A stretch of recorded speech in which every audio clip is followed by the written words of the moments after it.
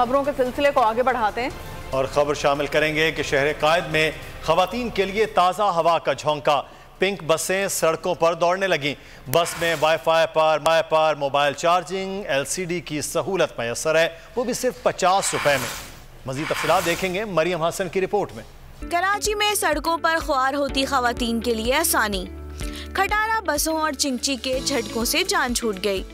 सड़कों पर पिंक बसें दौड़ने लगीं। बस इब्तदाई तौर पर मॉडल कॉलोनी से टावर तक चलाई जा रही है। दफ्तरी औकात में हर 10 मिनट बाद बस स्टॉप पर मिलेगी। इसके अलावा बस 1 घंटे बाद मुयस्सर होगी।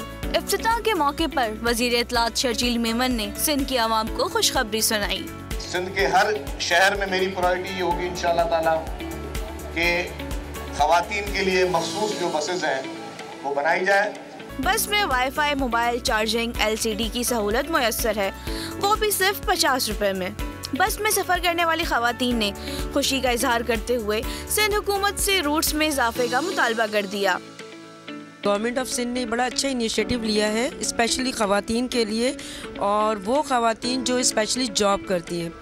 एज ए वर्किंग लेडी मैं इस चीज़ को बहुत इसको अप्रिशिएट करती हूँ। ये बस अच्छी है, उनसे तो बेहतर है। उनमें आदमी भी सारे साथ में चढ़े हुए होते हैं तो वो अच्छा नहीं लगता। इसमें सेफ तो है कम से कम। पिंक बस शहर कायद की खवातीन के लिए किसी ताज़ा हवा के झोंके से कम नहीं, लेकिन खवातीन का कहना है कि हुकूमत इन बसों की तादाद के साथ इनके रूट्स में भी इजाफा करे। कैमरामैन सुहेल खान के साथ मरियम हसन, बोल न्यूज, कराची। बोल उड़ाएगा सबका होश, भूल जाएंगे सब अपना जोश। बहुत जल्द आ रहा है PSL स्पेशल ट्रांसमिशन सिर्फ बोल न्यूज पर।